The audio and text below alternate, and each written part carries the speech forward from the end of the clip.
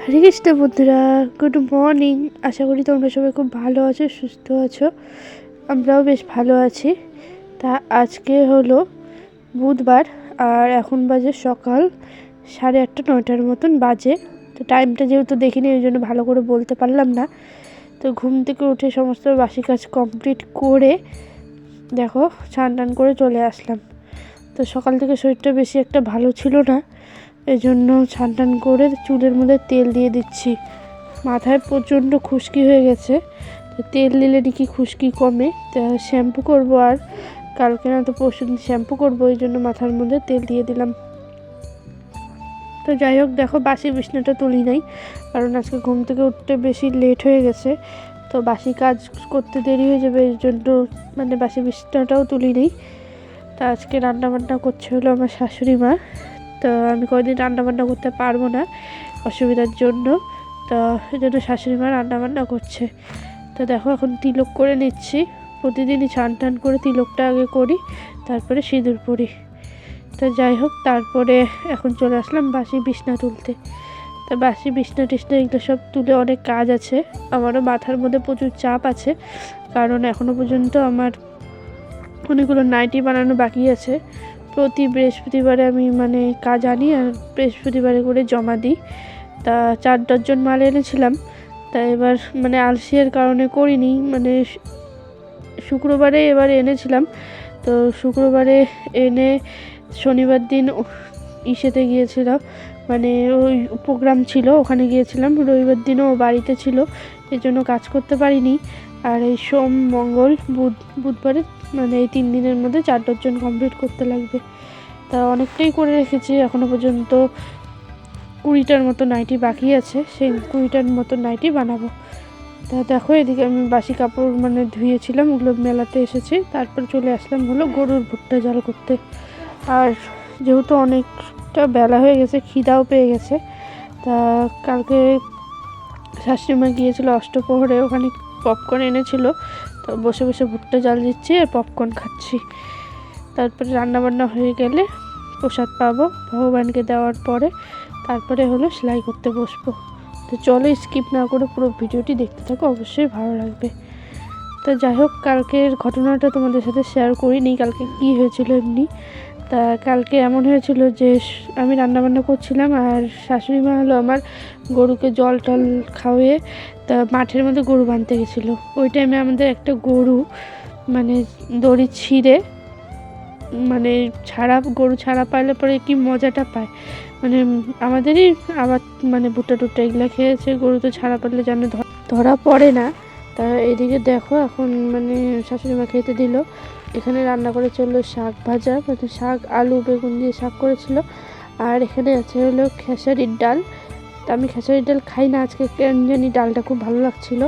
আর এদিকে আছে বেগুন আলুর মানে সবজি। তো এটা দিয়ে আজকে আমাদের খাওয়া দাওয়া।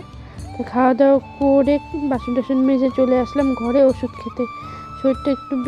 শরীরটা মানে বেশি একটা ভালো না, এই জন্য ডাক্তার এমনি বলেছে আমার হিমোগ্লোবিন লো আছে, ওই জন্য রক্তের ওষুধ দিচ্ছে, দিনে 2বার করে খেতে লাগে। তো সেই ওষুধগুলো খেয়ে নিচ্ছি। তো যাই হোক, তোমাদেরকে যেটা বলছি যে গরুটা হলো প্রচণ্ড মানে মানে খুব মানে যখন এর আগেও ওরকম হয়েছিল, যদি রশি ছেড়ে অত সহজে ধরা দেয় না। তারপরে অনেক কষ্টে আমার শ্বশুরমশাই শাশুড়িমা সবাই মিলে গরুটাকে ধরেছে। তারপরে গরুটাকে ধরে বাঁধছে। তারপরে ওর সাথে মানে আরেকটা গরু ওরকমই আছে, মানে যেটা তোমরা যেটা দেখলা ওই গরুটা পরে ছাড়া গেছে, এর আগেও একটা গরু ছাড়া পড়ছিল। তো যাই হোক, এই গরুটাকে মানে এই গরুটা মানে যে গরুটার পরে যেটা তোমাদেরকে দেখানো হয়েছে, সেই গরুটা এমন ধরে লাথি মেরেছে আমার শ্বশুরের পায়ে গিয়ে প্রচণ্ড ব্যথা লেগেছে। তো যাই হোক, শ্বশুর রাগ হয়ে কয়েকটা মারছে ওকে। পরে ওইটাও ভয় চোটে ওইটারও রশি ছিঁড়ে গেছে, মানে ও ভয় পেয়েছিল, এমন টান মারছে ওর রশিটা ছিঁড়ে গেছে। পরে সেটাকে ধরার জন্য আমি আমার শাশুড়ি মা মানে আশেপাশে সবাই গেছিলো। পরে তো দেখলেই শাশুড়ি মা কত কষ্ট করে ধরলো। তো বাড়িতে মানে এটাই প্রবলেম হয়ে যায়, গরুগুলো না ছিঁড়লে পরে ধরা যায় না, মানে খুব। আর গরুগুলো ঢিসায় না, কিন্তু কি বলতো ওই লাথি টাথি মারে না, ভয়ের চোটে ওরাও ভয় পায় আমাদেরকে দেখে, এরকম অবস্থা। তো যাই হোক, ওইটাতে মানে ভয় লাগে। আমার একদম কাছেই ছিল, তাও আমি ধরতে পাইনি, পরে শাশুড়ি মাই ধরছে। তো যাই হোক, এখন দেখো আমি নাইটি সেলাই করে নিচ্ছি, কারণ প্রচণ্ড চাপ, এটা তাড়াতাড়ি করে কমপ্লিট করে জমা দিতেই লাগবে। আমার কি হয় বলো তো, যখন প্রথম কাজ আনি, মনে করি যেদিন কাজ আনি সেই 2 দিন মানে কাজ করিই না, প্রায় না করার মতনই করি, কিন্তু পরে লাস্টে গিয়ে আমার প্রচণ্ড চাপ পড়ে যায়, এরকম অবস্থা হয়।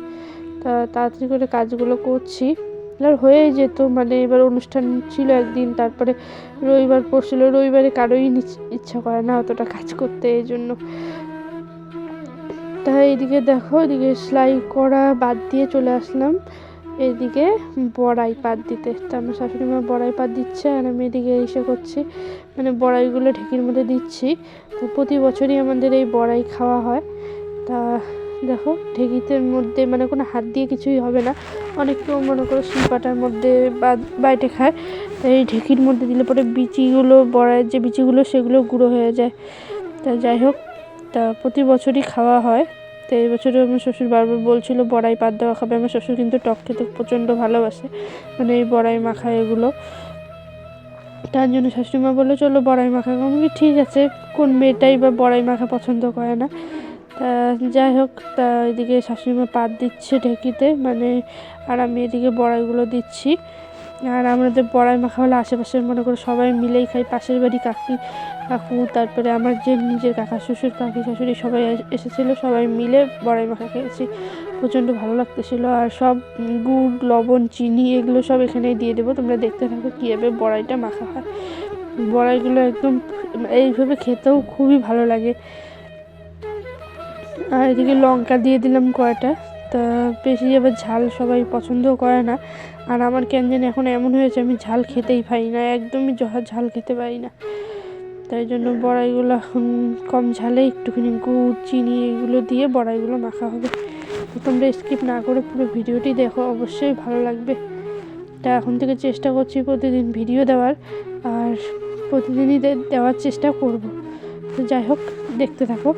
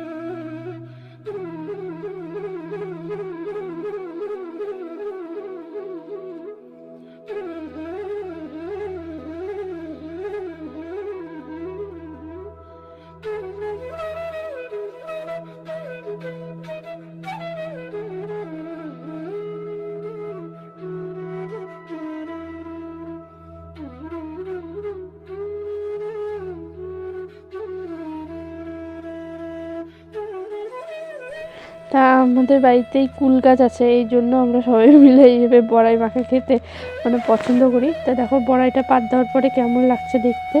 তা আমিও তো ওগুলো নিয়ে নিলাম, পুরোটা খেতে পারিনি কিন্তু নিয়েছি ঠিকই। আর মানে খুবই ভালো লাগে এইভাবে খেতে। তা বড়াইটারে মাখা খাচ্ছিলাম, এদিকে কয়েকটা নাইটিও বানায় নিলাম, প্রায় মানে 1 ডজন কমপ্লিট করলাম, আরও 1 ডজনের মতন বাকি আছে পুরোটাই। মানে যেখানে 20টা বাকি ছিল সেখানের মধ্যে মানে হইল 1 ডজনের মতন হয়ে গেছে, আর 1 ডজন বাকি আছে, সেগুলো এখন উঠান টুঠান ঝাড় দিচ্ছি, মানে ঘরটার সব কিছু ঝেড়ে উঠান টুঠান ঝাড় দিয়ে তারপরে আবার বসবো। তা আজকে রান্না করতে করতে গ্যাসও শেষ হয়ে গেছিলো, পরে গ্যাস আবার বুক করলাম, তারপরে গ্যাস দিয়ে গেল।